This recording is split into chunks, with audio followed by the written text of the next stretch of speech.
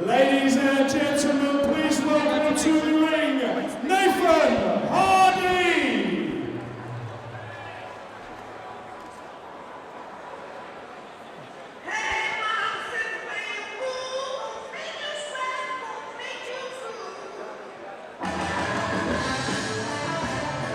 So Nathan Hardy on his way to the ring, a Sheffield lad. While he's here, the small matter of Kell Brook and Errol Spence to be settled in his hometown in a couple of hours' time. I think if he puts his foot down, he might make it back for the main event. I very much doubt it. George Groves there tonight too, going for his 4th world title challenge. I'm sure Nathan Hardy will have his fingers crossed for Kell Brook. And now make some noise for Danny Murphy!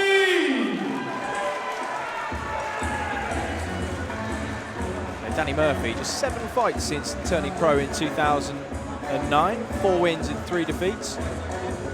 From St Albans, just north of London. Nice part of the world, that. Returned to action following a 2-year hiatus. He's been knocked out by Darryl Baptiste, and his return to the ring in October last year. He secured a points victory over Casey Blair, so maybe inactivity his biggest hallmark. That's really quite a dangerous factor sometimes in boxing. Oh, very dangerous, because you lose that ring rust is dangerous. And as you saw with the last fight, it can take you a lot longer to warm into a fight when you've been at that hiatus, on a hiatus. Well, certainly a 2nd consecutive win tonight will give him a lot of confidence after considerable time out of the ring. As we know, fighting is all about confidence. So Danny Murphy in the red corner tonight with Dad Sean Murphy. Ladies and gentlemen, Hellraiser Boxing in association with Warrior Promotions presents 4 3-minute rounds in the welterweight division. Firstly, introducing in the blue corner, he weighed in at 10 stone, 5 pounds. This is his 19th fight tonight. Wearing the red and black trunks, please welcome from Sheffield, Nathan Hardy. And his opponent across the ring in the red corner, he weighed in at 10 stone, 12 pounds.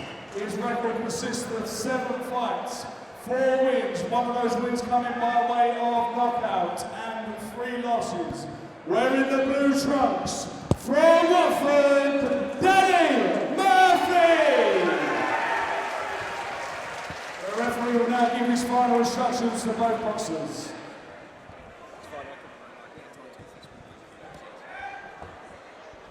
So Danny Murphy with his dad Sean Murphy in there, of course used to coach Anthony Joshua in his early amateur days at Finchley. Anthony Joshua, one of a number of names who have boxed in these famous walls at York Hall in Bethnal Green. What a terrific night it's been so far. Can Danny Murphy shake off that ring rust from a couple of years of inactivity since that win over Casey Blair in December? Or Nathan Hardy put a spanner in the works? The Sheffield lad in the red shorts with the black trim.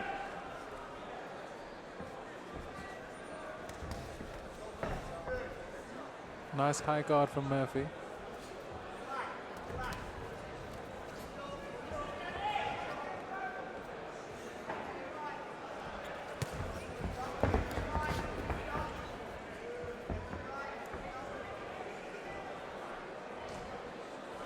Nathan Hardy's hometown, Sheffield, of course the base for the GB Boxing Olympic Podium squad, run by Rob McCracken and Paul Walmsley, Dave Alloway, Richie Woodall as well. Terrific setup they've got up there, really setting us up for not only some good Commonwealth, World Championship and Olympic campaigns, but teeing up the next generation of professionals as well. Very true. It used to be in Crystal Palace, didn't it? Did indeed, yeah. It's all sort of been centralised, put a lot of UK athletics up there a couple of years ago as well. Jessica Ennis-Hill trains up there too.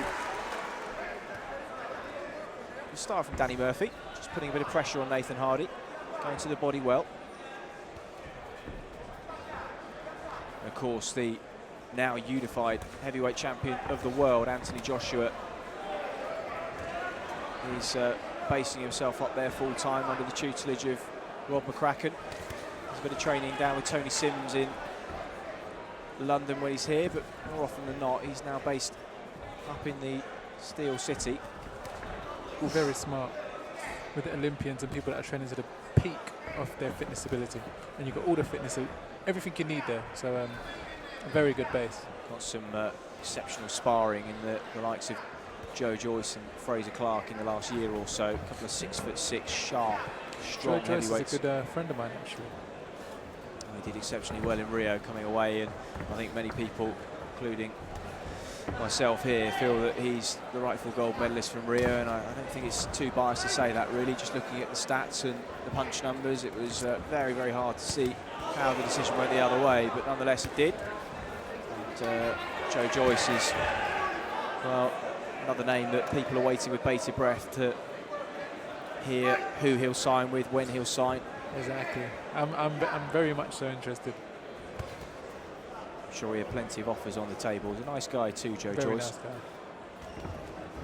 And boy, talk about a guy that doesn't have a reverse gear. You don't want that coming at you for 3 rounds. You certainly don't want it for 10s. He's going to make some pro. Nice right hand there landed by Nathan Hardy. Oh, and again, just at the bell. A bit of trade in there.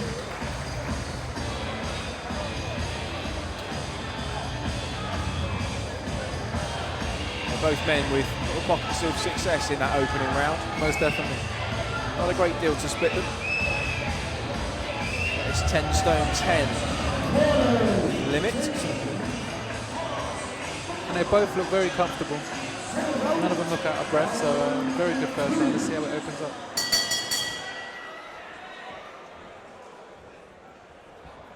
So Danny Murphy immediately to the centre of the ring, holding, cutting off the ring for Nathan Hardy.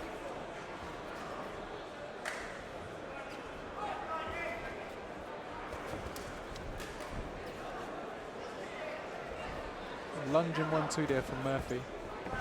And you really see he's loading up his punches. And Nathan is just on that counter. You can see he's just waiting for Murphy's move and just react off that. Kind of amateur style counter, just inch back with the feet, then throw the right hand, but then he just caught there. And again. And that's the danger of keeping that lead left hand low and offering the gap, is that if you don't step back in time, you don't move your head. It's a clean shot, and you don't want to be giving away that. Absolutely.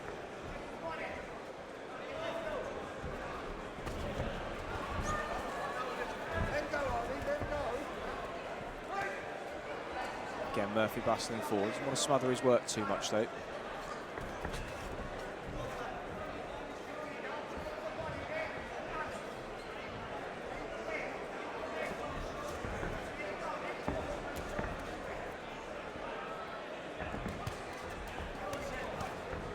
Nice exchange there from both. Yeah, he was just caught by a left hook on the way out, Hardy, there. Yeah, again, and that's once again his hand being down. Absolutely, just got to be careful. Seems fairly comfortable so far, when Murphy has been pressing the issue. Not sure how effective the pressure has been. Yeah, a bit messy. I think Harden's making it a bit scruffy for him, a bit of a spoiler. You often hear tales of fighters that just make you look bad, in inverted commas, and perhaps Nathan Hardy's one of those. It's difficult to look flawless against. Just flicks out that fast jab. Changes direction, just those little feet adjustments, constantly keeping you thinking, keeping you off balance. And it will stop Murphy from planting his feet, which is exactly what he wants to do to learn the power shots. You just see Murphy looking for it, can't you? Again, just missing with that right hand. Left hook, right hand though, that was a bit better. Another hook, that was good.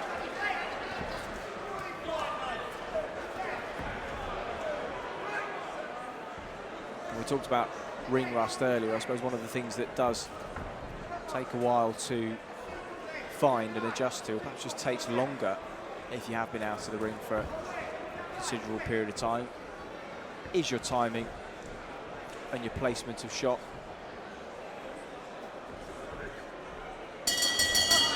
Good second round. Murphy's definitely keeping up that pressure, and you're beginning to open up Nathan, but just slowly turning the tide, isn't he, Murphy? Finding his way into this one.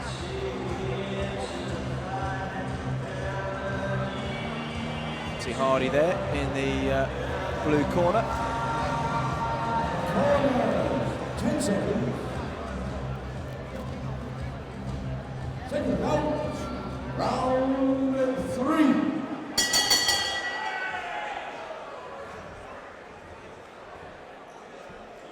So the T-shirt of Murphy's corner man there.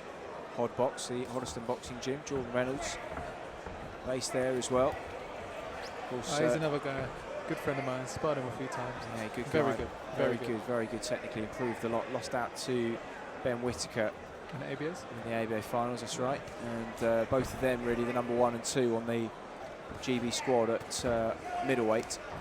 Of course, Anthony Fowler turning over after competing in Rio, going with Matchroom Sport. He makes his debut tonight as well. Does, yes. On the Kelbrook undercard in Bramwell Lane.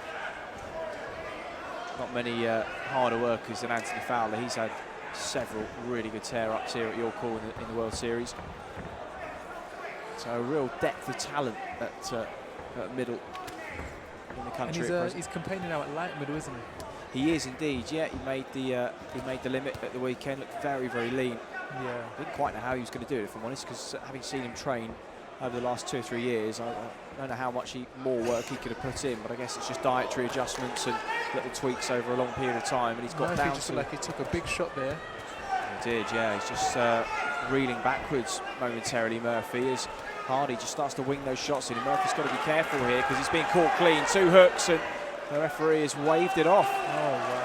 So the disappointment of Murphy, but he doesn't protest too much, because the legs have certainly gone. Definitely went, yes. And as you were talking about, having a hiatus like that, you never know. Now, the ringside doctor is always straight over. That's really, really good to see. I'm Very sure good. he's... But he saw Nathan just smelt and sensed the bit of blood, sensed the weakening, and he just jumped in straight in there. And that's the difference. Absolutely, it happened very, very quickly. Once you can just smell that blood, you're just straight in there, and he did it.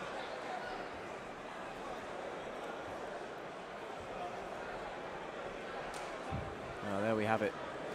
Nathan Hardy, not so unkind to say against the run of play. It was pretty even, but there weren't too many indications that was going to happen. But this is boxing after all. Boxing.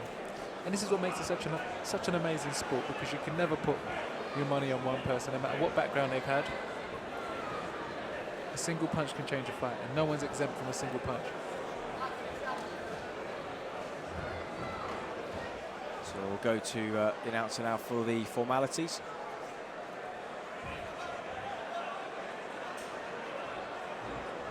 Ladies and gentlemen, please show your appreciation for both boxers.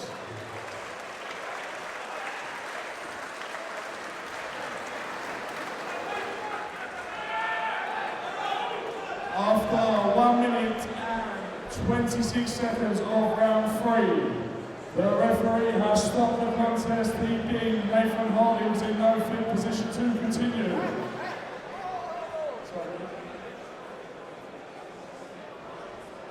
Danny Murphy was in no fit position to continue. The winner in the blue corner from Sheffield, Nathan Hardy. Please show your appreciation for the gallant Danny Murphy. Good sportsmanship there. Good sportsmanship indeed. Good to see one win on the notch for Sheffield tonight. Can Kelbrook make it 2 a little bit later on? We'll find out. There we go, yeah. Nathan, 3rd round KO win. Congratulations. You've lost 3 fights at York Hall. You've had 2 draws and a knockout. It's a good place for me, this. I like it. It seems to bring me luck, so I always come to win. I always put on a good fight. I've had some bad decisions, but I always come to fight. That's it. It was a good win. What did you do right? I did what my corner said and just pressured him straight away. I knew he were hurt. I just jumped on him and tried to finish. Yeah, I mean, he's been a full distance with Armand Patterson, who's a known banger, so you did really well to spotted the opening. He sagged on the ropes and you applied the pressure and he went. I fight nearly every week, so I've got a lot of experience. I'm just learning, so I just come back again next week.